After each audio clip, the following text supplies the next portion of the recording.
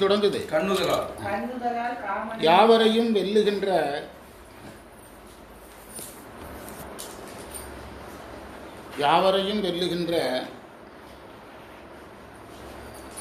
ஆசை கடவுளை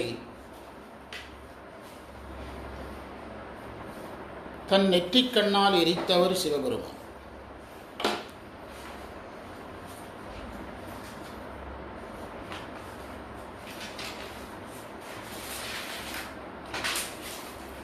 ஆற்றலுடைய கங்கையையும் மதியையும் சடையில் அணிந்தவன்.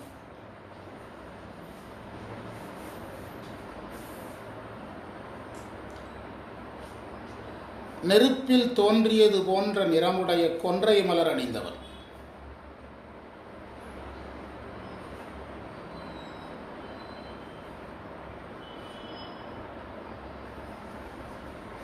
அடுத்த பத்தி,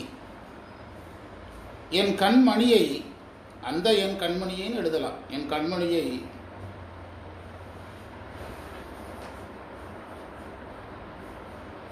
வேதம் சொன்ன பித்தனே.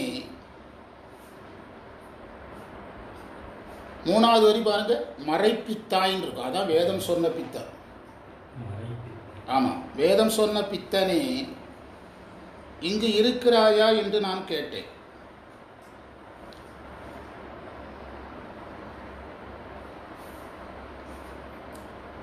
நெற்றிக்கண்ணுடைய இல்லை, ஒளியுடைய நெற்றியுடைய சிவன், ஒளியுடைய நெற்றியுடைய உமை தலைவன்.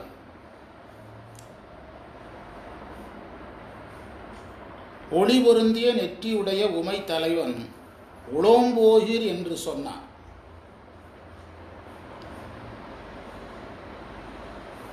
இதுதான் அவனது இரக்கமா? அதாவது நான் இன்னும் அவன் அருளை எதிர்பார்க்கிறேன் அர்த்தம். அருணையார் உரையில் குறிப்புரை முழுவதும் இலக்கணமாக தான் இருக்கும். அதை நம்ம எடுக்கவே முடியாது. வேறே அது நம்மளா எதையாவது கண்டுபிடிச்சாதான் உண்டு. இப்போ நம்ம மந்திரத்துக்குள்ள போகலாம். முதல் செய்தி, யாவரையும் வெல்லும் ஆசை கடவுள் சிந்திக்கப்படுகின்ற முதல் செய்தி. நீங்கள் முதல் வரியிலிருந்து அங்கிருந்து எடுத்துக்கணும். கந்தபுராணத்தில்,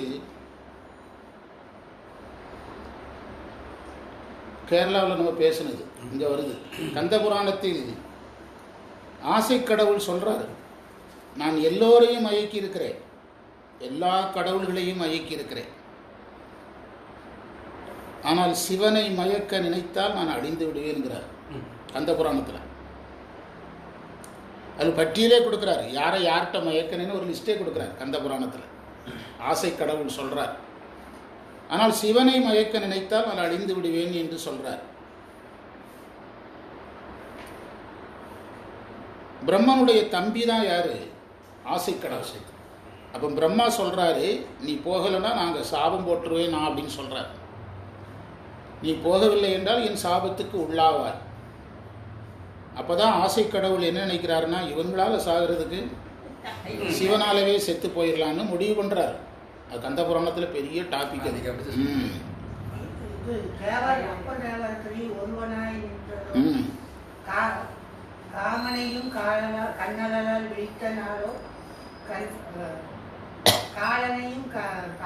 அதெல்லாம் சொல்லக்கூடிய தேவாரம். அப்போ அந்த சிவபெருமானை மயக்க சென்று எரிக்கப்படுகிறார். இது சொல்ல வருகின்ற செய்தி என்னன்னா, சிவனை தவிர எல்லோரும் உயிர்கள். அவர்களை ஆசைக்கு உட்படுத்த முடியும்.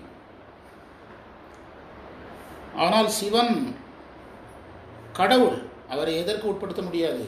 ஆசைக்கு உட்படுத்த முடியாது. பிறகு ஆசை கடவுளுக்கு இந்த பதவியை கொடுத்ததே யாரு தான்? அந்த சிவன் தான்.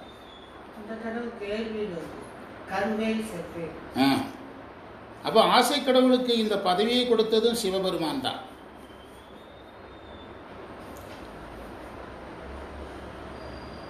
இன்றைக்கு பேசின நீத்தல் விண்ணப்பத்தில் ஒரு இடத்துல வருது, அஞ்சு வித்தாய் வஞ்சி கொம்பினையே, அஞ்சு வித்தாய் வஞ்சி கொம்பினையேன்னு அம்மை அதில் பேசுகிறது. இதுலேயே அம்மை வருது.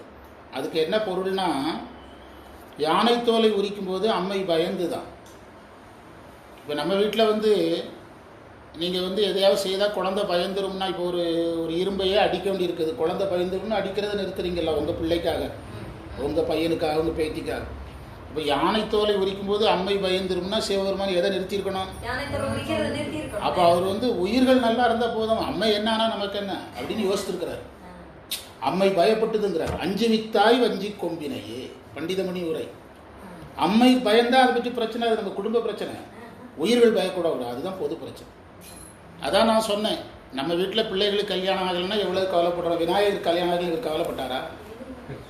எல்லா உயிருக்கும் தலைவனாக இருக்கிற முருகனுக்கு வந்து ஆண்டியான் என்ன கவலைப்பட்டாரா? அம்மை பயப்படும்னு கவலைப்பட்டாரா? அதுதான் இன்னைக்கு பேசணும் ஃபுல்லாக. அதில் தான் இந்த ஆசை கடவுளும் அதில் தான் வர்றார். தேவாரம் இதை அதிகமாக சொல்வதற்கு காரணம், சிவ வழிபாட்டின் மூலம் நாம் பற்றுகளிலிருந்து விடுபடலாம். இதான் செய்தி.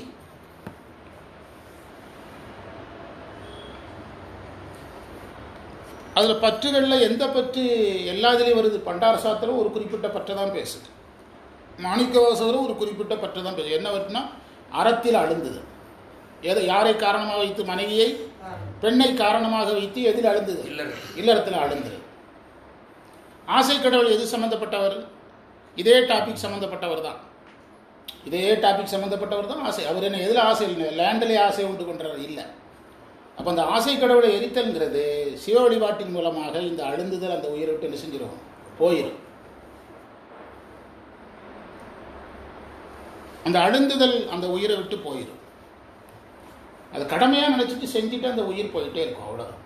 அது நமக்கு கொடுக்கப்பட்ட வேலை அப்படி நினச்சிட்டா பிரச்சனை இல்லை. அதில் என்ன செய்யக்கூடாது? போய் அழுந்துதல் கூடாது. தீபாவளியாக பட்டாசு கேட்டாங்களா வாங்கி கொடுத்துட்டு ஒதுங்கிடணும். ட்ரெஸ்ஸு கேட்டாங்களா வாங்கி கொடுக்கணும். ஸ்வீட் கேட்டாங்களா வாங்கி கொடுக்கணும். அதுக்கப்புறம் அதில் போய் அழுந்தி கொண்டு என்ன செய்யக்கூடாது? இருக்கக்கூடாது.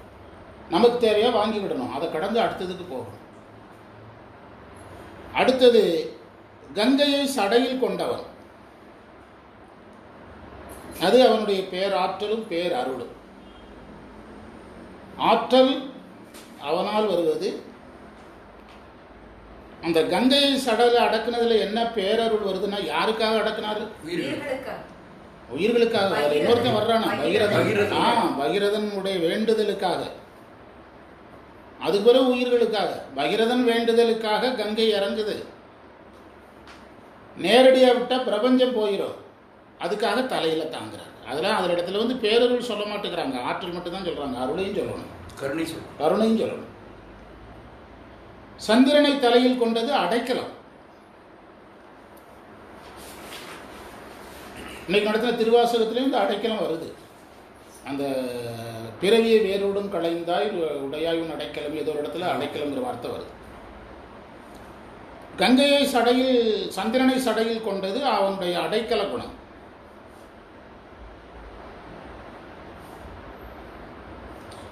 கந்தபுராணத்தில் நிறைவு பகுதி இந்த சந்திரனை அடிப்படையாக கொண்ட கதை தான்.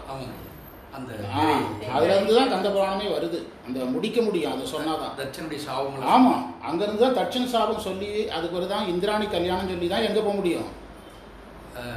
வள்ளி திருமணத்துக்கு போகணும். நம்மால் வந்து சூரசம்ஹாரத்தை முடிச்சுட்டு நேரு வள்ளி திருமணத்துக்கு போயிடுவோம். இடையில சொல்லவே மாட்டேன். ஆமாம், அவங்களுக்கு எல்லாம் நான் கந்தபுராணம் சொற்பொழி தொடங்கி ஒன்று எனக்கு வந்து இவ்வளோ நேரம் தேவைப்படும். வள்ளி திருமணம் 6:20 வரும். அது வரைக்கும் அமைதியாக இருக்குன்னு சொல்லிட்டு எல்லாம் ஒன்று விடாமல் சொல்லி கொடுத்தோம். அதுதான் வந்து அந்த இதுன்னு சொன்னீங்க. ஆமாம், மரபுக்கு அதுதான் பிரக்ரியா. அவங்களுக்கு சிஸ்டம்னு சொன்னால் புரிஞ்சிடும், முறைன்னு சொன்னால் புரியாது. சமஸ்கிருதத்தில் இதுக்கு பிரக்ரியான்னு பேர். இந்த சிஸ்டத்தை கிராஸ் பண்ணி நம்ம என்ன செய்யக்கூடாது? போகக்கூடாது. சீக்கிரம் முடிங்க, முதல்ல முடிங்க, இந்த கதையெல்லாம் சொல்லக்கூடாது. ஒரு நாள் அங்கே போன உடனே கடைசி நாளைக்கு முந்தின நாடு ஜண்டை வாட்சி 7 மணிக்கு முடிச்சிருங்க. நான் 7:30 வந்து எவனும் ஜண்டை அடிக்கக்கூடாது அப்படின்ட்டு அடிக்கவே இல்லை எவனும். ஆமாம், அது என்னத்தையும் சொல்லிட்டு போகிறாங்க. ஆமாம், நம்ம அவன்கிட்ட போய் நிகழ்ச்சி கேட்டாங்க பாருங்க. அதனால் என்ன சொல்கிறாரு? அந்த சந்திரன்கிறது என்னது? அடைக்கலம்.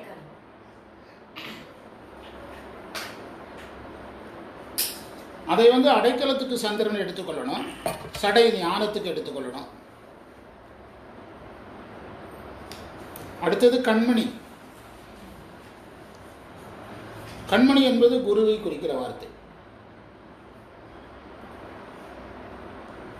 கண்ணுதலாம் தன்கருணை கண்காட்ட. கண்ணு தான் காட்டுது. கண்ணு வந்து குருவுக்கான அடையாளம். கண்ணு காட்டுறதுனால காணும் கண்ணுக்கு காட்டும் உடம்போல் 111. காண்பாரார் கண்ணுதலாய் காட்டாக்காரார் காட்டாக்காரை. அதனால கண்மணிங்கிறது குருவை குறிக்கும். பண்டார சாஸ்திரத்தில் குருவை குறிப்பதற்கு கண்மணிங்கிற வார்த்தை பல இடங்களில் வருது. பண்டார சாஸ்திரத்தில் அந்த பெருமுடலை குறும்பநாயனார் சுந்தரர் கையிலை அடைகிறதுக்கு முந்தின நாள் கையிலைக்கு கிளம்பிடுறாரு. இந்த வரலாறு நமக்கு தெரியும். பெருமுடலை குறும்பநாயனார் சுந்தரர் கையிலைக்கு போகிறதுக்கு முன்பே என்ன செஞ்சிடறாரு, கிளம்பிடுறாரு. அவர் யோகி. கபாலம் திறந்து தன்னுடைய உயிரை வெளிப்படுத்தி கபால மோட்சத்துக்கு போயிடுறாரு. அந்த இடத்துல வந்து அது அவர் புராணத்தில் ஒரு வரி இருக்குது, சுந்தரர் என்னுடைய கண்மணிம்பார். அப்படின்னா என்ன அர்த்தம்? குருன்னு அர்த்தம். என்னுடைய கண்மணி போனவரு நான் எதுக்கு இங்கே இருக்கிறேன்பார். அவருடைய புராணத்தில் அந்த வரி இருக்குது. குருவை கண்மணின்னு சொல்கிறது சைவ மரபு. சுந்தரருக்கு சொல்லவே வேண்டாம், இறைவன் யாராகவே வந்தார், தடுத்தாட்கொள்வதற்கு யாராகவே வந்தார். அவருக்கு பித்தா பரிசூடி எடுத்து கொடுத்தது யார்? வாயை திறந்தீங்கன்னாலும் பாடம் போகும். என்னமோ பிரியாணி திங்க வந்த மாதிரி உட்காந்துருக்குறீங்க. ரியாக்ஷனோட இருங்கன்னு அன்றைக்கி வகுப்பில் சொன்னேன். அதாவது சுந்தரருக்கு வந்து பித்தா பரிசூடி எடுத்து கொடுத்தது யார்? அப்போ வந்து அவர் குரு எடுத்து கொடுத்துட்டா குரு தான், முடிஞ்சுது. அப்போ சுந்தரர் அதனால் கண்மணினார். தடுத்தாட்கொண்டது, பித்தா பரிசூடி எடுத்து கொடுத்தது, அப்புறம் இடையில் அவருக்கு சுந்தரருக்கு வேண்டிய எல்லா உபகாரங்களையும் பண்ணது எல்லாம் குரு தான்.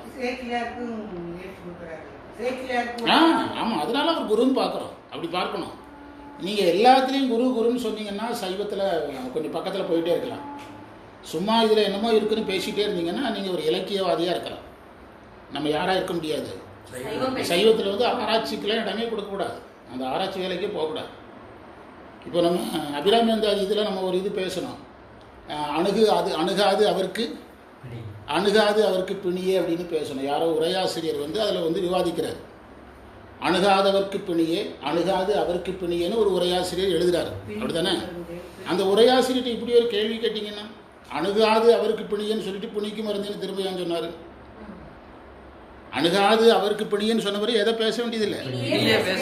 பிணிக்கு மருந்தே பிணியே இல்லை, பிணிக்கு மருந்தே பேச வேண்டியது இல்லையா? அதனால இந்த ஆராய்ச்சிகளுக்கெல்லாம் போகவே கூடாது. அந்த உரையாசிரியருக்கு பொழுதுபோகலாம் என்ன வேணும்னு சொல்லுவாங்க. நாம் வந்து உங்ககிட்ட சாமி என்ன சொல்கிறாருன்னு பார்க்கணும். அதை பேசிட்டு போயிட்டே இருக்கணும். புரியுதா? சாமி நம்மகிட்ட என்ன பேசுகிறாருன்னு பார்க்கணும். உரையாசிரியரில் எல்லாருமே நீங்கள் சொல்கிற மாதிரி நிறைவு பெற்றவங்க கிடையாது. எல்லாரும் சிவஞான முனிவர் கிடையாது, எல்லாரும் சீக்கை செய்யா கிடையாது, எல்லாரும் தண்டபாணி தேசிய கிடையாது, எல்லாரும் அறநிலையில் முதலியார் கிடையாது. குழப்பறவங்களும் கொஞ்சம் பேர் என்ன செய்கிறாங்க, இருக்கிறாங்க. ரொம்ப கவனமாக இருக்கணும். அதுதான் நான் சொல்கிறேன். வேறு என்ன சொல்லிட்டு இருக்கிறேன். இப்போ கணியூர் வகுப்புலையே அந்த செல்லில் பாடம் கேட்டு குழம்புனவங்க அதில் வந்து மாறுபட்டு இப்போ வந்திருக்கிறாங்க. புதுசாக சில மாணவர்கள் புதுசாக வந்திருக்காங்க. அது செல்லில் பாடம் கேட்டு எல்லாம் குழம்பி கடைசியில் இதிலையாவது ஏதாவது தெளிவு கிடைக்கும்னு வந்து தெளிவாக இருக்குங்கிறாங்க. இப்போ கணியூர் வகுப்பில் புதுசாக வந்திருக்கு. புரியுதா? அந்த கேள்வி உங்களுக்கு புரியுதா? நீங்கள் வந்து அது அப்படி நீங்கள் எந்த மாறுபட்ட விஷயத்தை எடுத்து ஆராய்ச்சி பண்ணாலும் அதில் அடுத்த நிமிஷம் கேள்வி வந்துடும். அது நமக்கு வேண்டிய ஒருத்தர் பேசுகிறதுனால நான் அந்த உரையாசிரியரில் தலையிடலை. நான் தலையிடுறது உரையாசிரியரை தலையிட்டால் நம்ம குமரகுருவை தலையிட்ட மாதிரி இருப்பேன். உண்டா இல்லையா? நமக்கு உரையாசிரியர் முக்கியம் கிடையாது. யார் முக்கியம்? குமரகுரு முக்கியம் இல்லை. அவருடைய மனசு வருத்தப்படக்கூடாது. நம்ம சொன்னால் ஐயா மறுத்து சொல்கிறாருன்ட்டு அப்படி அந்த ஆராய்ச்சிக்கே போகக்கூடாது. நமக்கு என்ன அனுபவம் நடக்குதோ அதை பார்த்துட்டு போயிட்டே இருக்கணும். நம்ம உயிர் வளருதான்னு பார்த்துட்டு போயிட்டே இருக்கணும். அறிவை புகுத்தாதுன்னு சொல்லுவாங்க. ஆமாம், அறிவு வேலைக்கே போகக்கூடாது. நன்னல மைந்தர்கள் கேரளாவில் சொன்ன இந்த மந்திரத்தை ஞானபோதகம் சொன்னடை அன்றது சொல்ல முடியாது. இந்நிலை மோனமோடு இருந்து நம்தமை ஒன்றுதலே என உணர ஓதினா முடிஞ்சு. இதான் ஞானம் சார். இந்த ஒரு கந்தபுராண பாட்டு போதும் ஞானத்துக்கு இதான் விளக்கம். நன்னல மைந்தர்கள் ஞானபோதகம் சொன்னடை அன்றது. ஞானத்தை எரிச முடியாது, சொல்ல முடியாது. மௌனமாக இருந்தேன்னா ஞானத்தை நீ உணர்ந்துட. மௌனமாக இரு, இறைவனை நினை, முடிஞ்சு. அதுதான் ஞானம். அதுதான் ஞானம். அதில் சொல்கிறார், அது கண்மணி என்பது குரு, மறைப்பித்தன் என்பது குருவுக்கு என்ன வேணும்? குருவுக்கு கருவி எது சார்? எனக்கு கருவி இந்த புஸ்தகம். இறைவனுக்கு வேதம் தான் கருவி, அவரே தயாரிச்சுக்கிட்ட கருவி. அதனால தான் மறையை அங்கே வச்சார். மறைங்கிற கருவியை அவர் தயாரித்த மறைங்கிற கருவியை வச்சு தான் நம்மளெல்லாம் அவர் பிடிக்கணும். அதனால் அவருக்கு எது பிடிச்சிருக்குது? வேதம் பிடிச்சிருக்கு. வாத்தியாருக்கு பேனா தானே பிடிக்கும், உழவனுக்கு எது பிடிக்கும்? கலப்பை பிடிக்கும். அது மாதிரி அவரோட இன்ஸ்ட்ருமெண்ட் அது. அதனால் அவருக்கு அதில் பித்தனாக இருக்கிறார், மறை பித்தனே. ஆமாம். அந்த இறைவனை பார்த்து நான் இங்கே இருக்கிறியான்னு கேட்டேன். அவர் இடையில ஒரு வார்த்தையை போட்டார் பாருங்க, ஒளி நெற்றி ஒளி உறந்தி நெற்றி உடைய உமைவாகன்னார். அதை வரி ஏன் சொல்கிறாருன்னா, அம்மையோடு இருந்தும் என்னை பார்த்து இப்படி சொல்லிவிட்டானுங்கிற. அதாவது கருணை அருள் வடிவமாக அம்மை கூட இருந்தும், அது அம்மை என்ன வடிவமாக இருக்கிறார்? ஒளி வடிவமாக இருக்கிறார். எனக்கு 2 கண்ணுமே இருண்டு கிடக்குன்னு இருக்கும். புரியுதா? உன்னுடைய மனைவிக்கு நெற்றி கூட ஒளியாக இருக்கு, எனக்கு 2 கண்ணும் அவர் கிடக்குது அப்படின்னு அர்த்தம். தமிழ் ஒரு சொல்லுவாங்க. ஆமாம், அந்த இட்டுக்கட்டி நயத்துக்காக சொல்கிறேன். ஒன்றும் உன்னுடைய மனைவிக்கு நெற்றிலிருந்தே ஒளி வருது, எனக்கு 2 கண்ணும் போய் கிடக்கிறேன். ஒன்று நீ இறக்கம் காட்டு, அல்லது உன் மனைவியாக இறக்கம் காட்டுங்க. இதெல்லாம் அதில் நம்ம எடுத்துக்கொள்ள வேண்டிய நயம். அந்த நயம் சொல்லும்போது ஆராய்ச்சி பண்ணக்கூடாது, அதை நயமாக எடுத்துகிட்டு போயிருக்கணும். தேய்மதியன் திருவாசகத்தில் வருது. தேய்மதியன்னா அதுக்கு 2 பொருள் இருக்குது. அறிவு தேஞ்சவன் ஒரு பொருள் சொல்கிறாங்க. அப்படி சொல்ல முடியுமா சிவபெருமான? தேய்ந்த மதியை உடையவன் தேய்மதியன். அறிவு தேஞ்சவன் சொல்ல முடியுமா? அதெல்லாம் வெறும் நயம்ட்டு போயிடணும். என்னை பார்த்து உளம் போகீர் என்றானே. உளம் போகீர், அதற்கு 2 பொருள் சொன்னோம். முதல்ல ஒரு பொருள் தான் சொன்னோம், நீங்கள் இங்கே இருக்காதீங்க, அடுத்த தளத்தில் போய் தேவாரம் பாடுங்கன்னு ஒரு அர்த்தம். 2வது இப்போ இன்னொரு பொருள் சொல்லியிருக்கிறோம். இன்னொரு பொருள் என்னென்னா, உமக்கு இங்கு கண்ணு தருவதாக இல்லை போ அப்படின்னு ஒரு அர்த்தம். உமக்கு இப்போது கண் தருவதாக இல்லை, நீங்கள் என்ன செய்யலாம்? கிளம்பலாம். நீங்கள் ஒரு வாரம் இருந்தாலும் என்ன கிடையாது? கண் கிடையாது என்று அர்த்தம். அடுத்த மந்திரம் பொருள் எழுதலாம். எத்தனாவது மந்திரம்? 7. மாலையாக கொன்றை மாலை அணிந்தவன், கொன்றையை உடையவன்.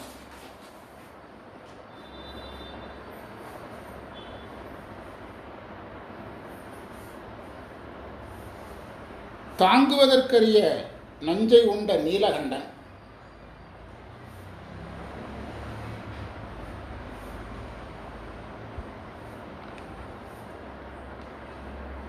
இங்கு அந்தணரும் அடியவர்களும் பணி செய்ய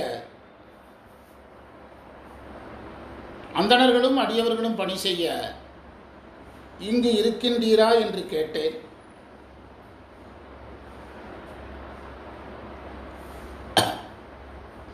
பாம்பை அணிந்தவன் உளம்போகீர் என்றான். இதுதான் அவன் இரக்கமா? அதுக்கு என்ன அர்த்தம்? இன்னும் அவனிடத்தில் நான் அதிக இரக்கத்தை எதிர்பார்க்கிறேன் என்ன அர்த்தம்? இப்போ நம்ம இந்த கருத்துக்களை மந்திரத்தை படித்து பார்த்தீங்களா? 6வது மந்திரம், கண்ணுதலால் காமனையும் காய்ந்து திறக்கங்கை மலர் தென்னிலவு செஞ்சடை மேல் தீ மலர்ந்த கொன்றையினான். தீ மலர்ந்த கொன்றை, நலகான் தீயில தோன்றிய கொன்றை மாதிரிங்கிற. கண்மணியை மறைப்பித்தாய், கண்மணியை மறைப்பித்தாய், இங்கிருந்தாயோ என்ன ஒன்னுதலி பெருமான்தான் உளம்போகீர் என்றானே. அடுத்த மந்திரத்தை படிங்க. பார்நிலவு மறையோரும் பக்தர்களும் பணி செய்ய தார்நிலவு நறுங்கொன்றை சடையனார் தாங்கரிய கார்நிலவு மணிநிடத்தில் இங்கிருந்தீரோ என்ன ஓரறவும் அரைக்கசைத்தான் உளம்போகீர் என்றானே. அந்த இதற்கு பொருள் எழுதுங்க. அதாவது கொன்றை மாலையை சடையில் அணிந்தவன்.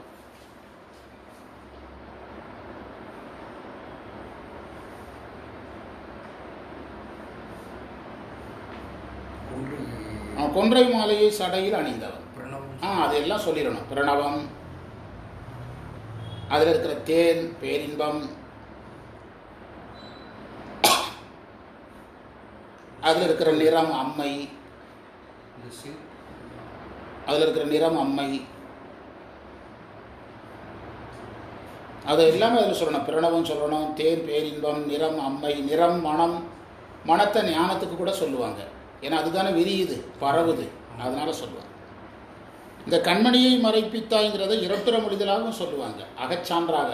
அவருடைய கண்ணை சொல்கிறதாகவும் சொல்லுவாங்க, அகச்சான்றாகவும் சொல்லுவாங்க. வரலாற்று அகச்சான்றாகவும் இரட்டுற மொழிதலாக சொல்லுவாங்கங்க அதை. அதுவே கொன்றையை வந்து தேனுக்கு சொல்லணும், நிறத்துக்கு சொல்லணும், மனத்துக்கு சொல்லணும், பண்டிதமணியிலேருந்து எடுக்கணும். பண்டிதமணி உரையை நிறுத்தணும்னா நீங்கள் திருமுறை பேச முடியாது. திருமுறையில் நான் பெரிய ஆளாக வரணும்னா பண்டிதமணியுடைய நீத்தல் விண்ணப்பம், திருச்சதகம், திருவெம்பாவை, எந்த வரி கேட்டாலும் பொருள் சொல்வேன்னா நீங்கள் பெரிய ஆளாயிரு. இது ஒரு ரகசிய செய்தி, யாருக்கும் தெரியாத செய்தி. நம்ம இன்றைக்கி திருமுறை இந்த அளவுக்கு நம்ம கூட்டம் அந்த அளவுக்கு தட்டி எடுக்கிறோம்னா என்ன காரணம்? ஒரே ஒருத்தர் தான் அதுக்கு காரணம், பண்டிதமணி தான் காரணம். ஆமாம், இன்றைக்கெலாம் திருவாசகத்தில் எவ்வளவு செய்தி ரெக்கார்ட் பண்ணாத ஒரு குறை தான். இப்போ யாராவது பண்ணினா தானே நானாக பண்ண முடியும். எனக்கு வேலை பேசுகிறது, அங்கே இருக்கிறவங்களுக்கு பேசுகிறது என் வேலை, பேசிட்டு வந்தாச்சு, அவ்வளோதான். முதல்ல நம்ம பேசியிருக்கிறோம், இருந்தாலும் அது பெருமையாக வெறும் இலக்கணமாக இருக்குது. இப்போ ரொம்ப அதை விட குவாலிட்டியாக கொடுத்துருக்குறோம். என்ன எழுதியிருக்கிறீங்க? ஆமாம், அது எழுதி, அது பழைய எழுதி எழுதுறதுல. ஆமாம், இதில் வந்து நீலகண்டன் பிரணவத்துக்கு அந்த இதில் பண்டிதமணியிலேருந்து எடுத்துக்கிடணும். நீலகண்டன், நீலகண்டனுங்கிறது அதாவது இறைவனுடைய நீலகண்டனத்துக்கு என்னதுன்னா இறைவன் பேராற்றலும் பெருங்கருணை. எண்குணத்தை சொல்லிக்கிட்டே இருப்பாங்க சார். நான் கொரோனா சீசனில் இறைவனுடைய எண்குணத்தில் என்ன வருதுன்னு சொல்லுவோம். கொரோனா சீசனில் ஆமாம், அதில் வந்து அவங்க எண்குணங்கள் என்னெல்லாம் வருதுன்னு கண்டுபிடிச்சு பேசணும். எண்குணங்களை சொல்கிற இடம்தான் நீலமணி கண்டனாக இருக்கிறது. அது இறைவன்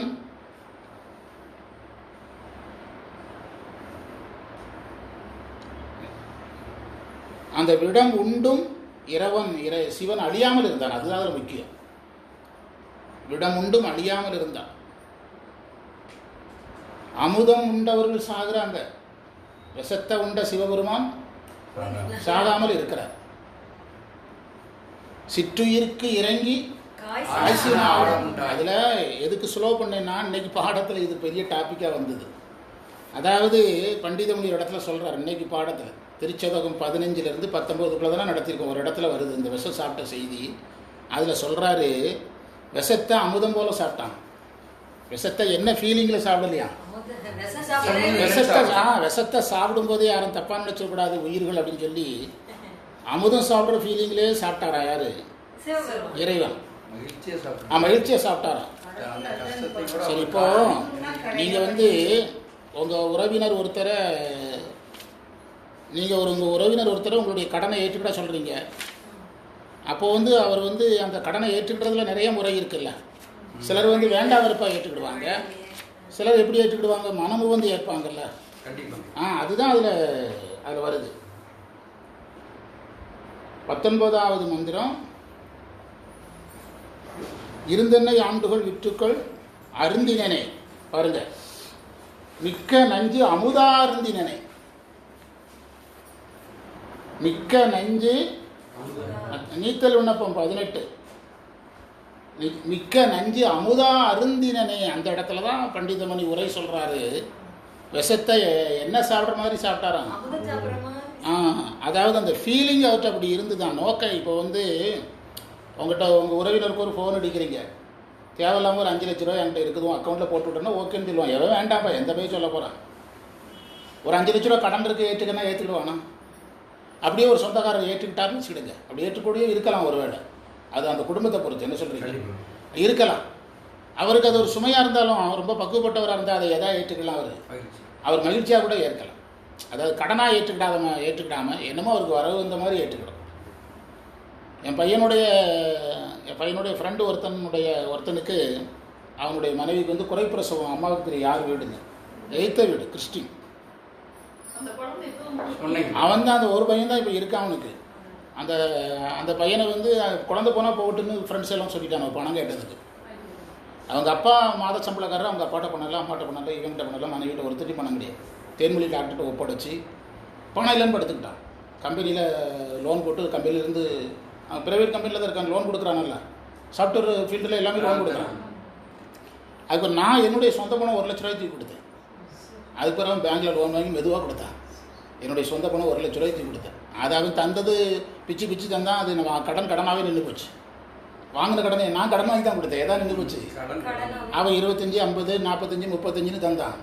அது கடனாகவே நின்று போச்சு. எதுக்கு சொல்ல, கருத்தருக்கு அடுத்து உங்களை தான் கும்பிட்றேன்ட்டார். அவங்க அப்பாவால் ஒன்றும் முடியல. கருத்தருக்கு அடுத்து நான் உங்களை தான் கும்பிட்றேன்ட்டார். பிறகு இப்போ ஒரு சமீபத்தில் 6 மாதம் அவங்க அப்பா படுத்துக்கிட்டார்.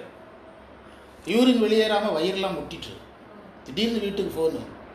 உடனடியாக பையன் எனக்கு ஃபோன் அடித்து, தேன்மொழி டாக்டருக்கு ஃபோன் அடித்து, ஆம்னி இந்த வாடகை கார் பிடிக்க சொல்லுங்கள், கோயம்புத்தூரில் இந்த ஹாஸ்பிட்டல் போய் இறங்கணுன்னு தூக்கிடுவாங்க அவர் ஆப்ரேஷனுக்கு, அந்த ஸ்பீடில் போக சொல்லுங்கள். நேரே கொண்டு இறங்கவும் தூக்கி ஆப்ரேஷன் பண்ணிட்டாங்க. காப்பாற்றிட்டாங்க. ஆமாம், இல்லைன்னா ஆள் கால் எவ்வளோதான். எதுக்கு சொல்கிறேன்னா, நம்ம பிறருக்கு உதவி செய்கிறது பெருசு இல்லை, அதை எப்படி செய்யணும். அதைத்தான் விஷத்தை சாப்பிட்றது கூட என்ன நினைச்சு சாப்பிட்டாராம் பாருங்க. அந்த பண்டிதமணி எழுதுறார், நஞ்சமுதா அருந்தினே விஷத்தை எது மாதிரி ஆலம்தான் உகந்து அமுது செய்தானே, அந்த பொருள் வேற, அதுவும் இதே பொருள் தான். ஆலத்தை உகந்து அமுது செய்தான், இதே சேம் கான்செப்ட் தான். ஒருவேளை சுந்தரருக்கு இந்த வரி பிடிச்சு இங்கிருந்து கூட என்ன செஞ்சிருக்கலாம், எடுத்திருக்கலாம். ஆலம்தான் உகந்து அமுது, ஆலம்தான் நம்ம அந்த மந்திர வரியை நம்ம சிந்திக்கவே இல்லை பாருங்க. ஆலம்தான் அமுது செய்தானே, ஆலம் சாப்பிட்டான்னு சொல்றோம். ஆனால் என்ன சாப்பிட்டான், உகந்து அமுது செய்தான்.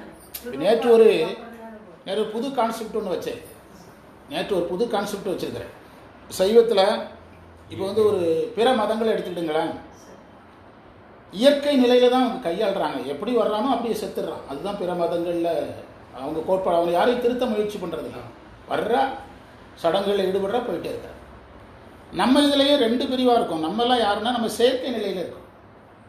நம்மள இன்னொரு பிரிவுகாரன் பிரதோஷத்துக்கு வந்த மாதிரி சாமி கும்பிட்டா போங்க, என்னமோ பாடிட்டு இருக்காங்க, அதெல்லாம் யார் கேட்டா சார், சித்தாந்தமா வேதாந்தம் என்னென்னமோ சொல்கிறானோ அதெல்லாம் யார் சார் கேட்டா. வெள்ளிக்கிழமை கிருத்திகை வந்தால் சாமி கும்பிட்றோம், பிரதோஷம் வந்தால் சாமி கும்பிட்றோம். அவன் என்ன இதெல்லாம் கேட்டவெல்லாம் 200 வருஷம் இருந்துட்டானா, நம்மளாம் 15 வருஷத்தில் செத்துருமா அப்படின்ட்டு ஒரு கூட்டம் வாழ்கிறான். அவன் தான் இயற்கையான சமயவாதியாக இருக்கான். இப்போது நீங்கள் ஆப்ரேஷன் பண்ண வேண்டியதுக்கு மிளகும் சீரகத்தை தின்னுட்டு அதுக்கு என்ன மருத்துவங்கிறீங்க? அப்போ அலோபதி என்ன மருத்துவம்? செயற்கை மருத்துவம். இப்போ நம்ம பாடம்லாம் செயற்கை மருத்துவம். இயற்கை மருத்துவத்தில் விடும்போது நீங்கள் போராட வேண்டாம். ஆனால் செயற்கை மருத்துவத்துக்கு வரும்போது என்ன இருக்குது, நீங்கள் அவன் 500 பிறவியில் அடைய வேண்டியதை ஒரே பிறவியில் நீ சமய தீக்கை வாங்கு, இப்படின்னா பிரச்சனை இல்லை. ஒரு பிறவிக்கு சமய தீக்கை, இந்த பிறவி முழுவதும் சமய தீக்கையில் இருப்பான்ப்பா, விட்டுருந்தப்பா அவனை சோதரி பயிலாகவே இருந்துட்டு போகிறான், புரியுதா? அப்படி கோயில்களாக போயிட்டு இந்த பிறவியை முடிச்சிருவான். நீ அவன்கிட்ட என்ன எதிர்பார்க்கக்கூடாது. சமய தீக்கைக்கு அவன் இந்த இடத்துக்கு வர்றதுக்கு பல பிறவி முயற்சி செஞ்சாங்கிறல்ல, அப்போ இந்த பிறவியில் எதுக்கு டிஸ்டர்ப் பண்ணுற? அடுத்து விசேட தீக்கை எந்த பிறவியில், அதுக்கு அவன் பார்த்து ஓம் பொறுப்பு கிடையாது அப்படின்னு சொன்னால் இது இயற்கையாக இருக்கும். நீங்கள் என்ன பண்ணுறீங்க, சமய தீக்கை, அடுத்து உடனடியாக விசேட தீக்கைங்கிறீங்க, பிறகு யோகம்ங்கிறீங்க, பிறகு ஞானம்ங்கிறீங்க. இது புதுசாக ஒன்று கண்டுபிடிச்சேன், செயற்கை கோட்பாடு. நம்ம கோட்பாடு என்னது? சமயம் இயற்கையானது, ஆனால் மார்க்கம் செயற்கையானது. சமயம் இயற்கையானது. சிவன் கோயில் இயற்கையாக இருக்குது, போகிறான், ஐயர் சூடத்தை காட்டுறாரு, கும்பிட்டுட்டு வீட்டிலே படுத்துக்கிடுறான், அது பிற சமயம் மாதிரி இயற்கையாக இருக்குது. அதே நீங்கள் வந்து ஞானம்னு ஒன்று கையில் எடுத்து அவனை திருத்த முயற்சி பண்ணும்போது தான் செயற்கை வரும்போதெல்லாம் முரண்பாடு வரும். இயற்கை வரும்போது என்ன வராது, முரண்பாடு வரும். ஏன் நமக்குள்ள முரண்பாடு வருது, சண்டை வருது, வாத்தியார் மாணவர் வாத்தியார் ஏன் பிடிக்கல, நீங்கள் அவனை திருத்த முயற்சி பண்ணுறீங்க, அவனை டிஸ்டர்ப் பண்ணுறீங்க. நீ சரியில் இருக்கிற கிரியைக்கு வா, கிரியில் இருக்கிற யோகத்துக்கு வா, ஞானத்துக்கு வா. ஞானம் வராமல் வீடு வராது, ஞானம் வராமல் வீடு வராதுன்னு அவன் சொல்ல பிடிக்க மாட்டுக்கு. அவனுக்கு ஞானம் வராமல் வீடு வராதுன்னு சொல்லும்போது அவனுக்கு நெசி மாட்டுக்குது. அப்போ நம்ம இருக்கிற மார்க்கு, நம்ம எடுக்கிற கையில் எடுக்கிறதே என்னது தான், செயற்கையாக தான் அவனுக்கு தெரியுது. நீங்கள் ஒரு திண்ணை பள்ளியில் படித்தான், அது இயற்கை கல்விங்கிறோம்.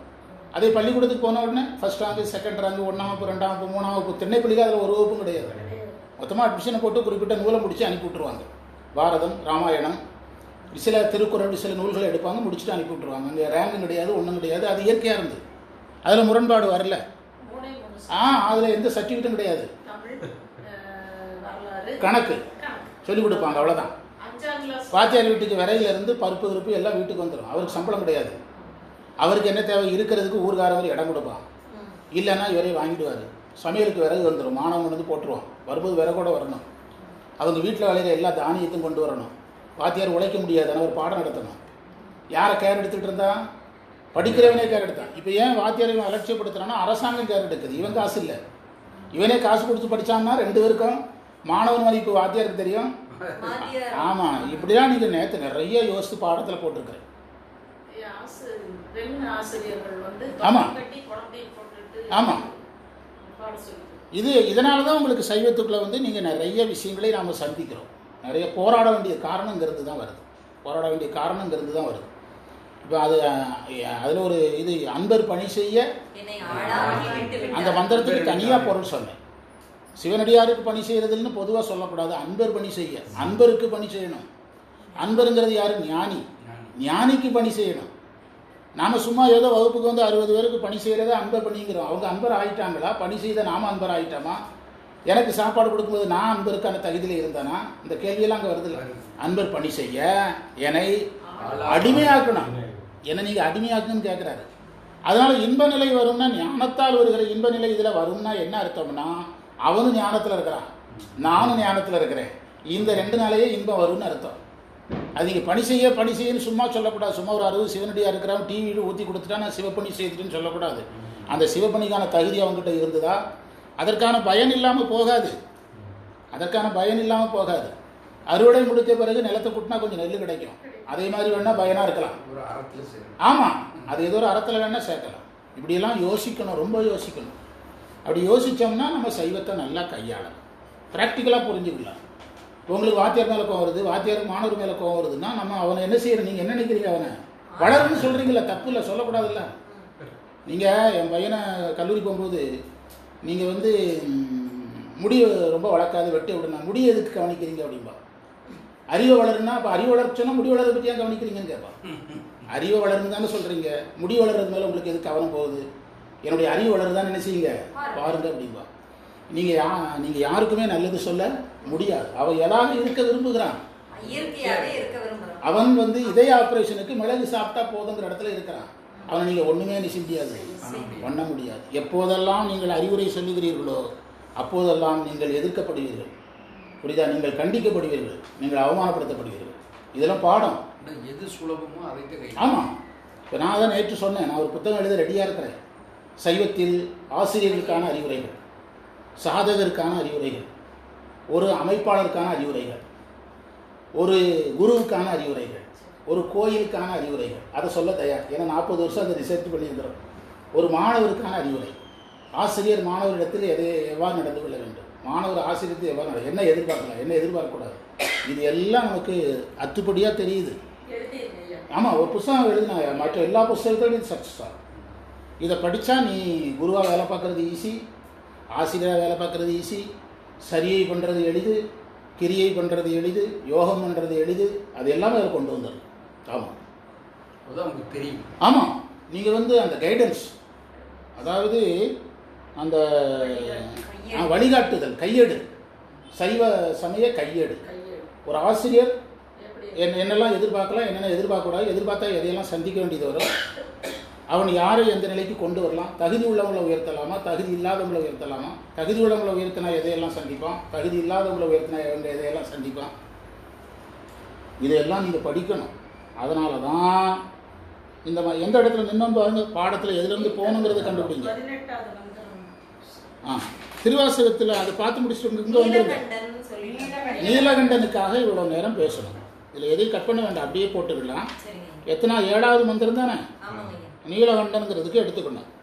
இந்த சப்ஜெக்ட்லாம் நீங்கள் நேற்று நாங்கள் அங்கே பேசுனது நீங்கள் கேட்டிருக்க மாட்டீங்கல்ல, அதுக்காக ரிவ்யூ கொடுத்தேன்.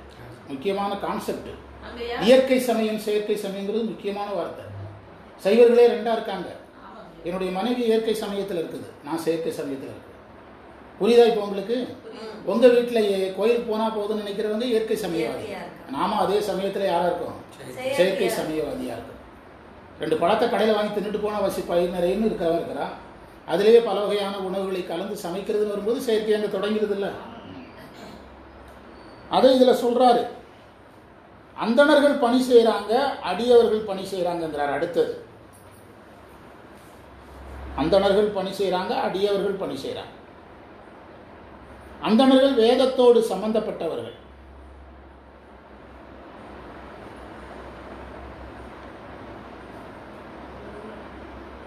வேதத்தோடு சம்பந்தப்பட்டவர்கள் அந்தணர்கள், கிரியைக்கு சம்பந்தப்பட்டவர்கள். அவர்கள் பணியை கிரியை பணி என்று எடுக்கணும்.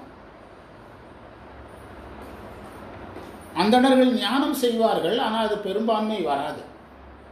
நீங்கள் தில்லைவாழ் அந்தணர் வரலாறு படிச்சிங்கன்னா அவங்க ஞானம் செய்ததாக இருக்குது. சேக்கிழார் பாடுறார், அவங்களை ஞானிகளாக தான் காட்டுறாரு, என்ன மார்க்கியாக தான் காட்டுறாரு, ஞான மார்க்கியாக தான் காட்டுறாரு. ஆனாலும் நமக்கு அந்தணர்கள்னாலே அதனுடைய அடையாளம் கிரியைக்கான அடையாளமாக வைக்கும். பெரும்பான்மை கிரியை அடையாளம். அடுத்து பாருங்க, அடியவர் தான் எதற்கான அடையாளம்? திருத்தொண்டுக்கான அடையாளம். அந்தணர் திருத்தொண்டு பண்ணிட்டு இருக்க முடியாது. உழவாரத்துக்கு போனால் வேள்வி செய்கிறது யாரு? அடியவர் தான் எதற்கு போகணும்? உழவாரத்துக்கு போகணும். அந்தணர்களும் அடியவர்களும் பணி செய்ய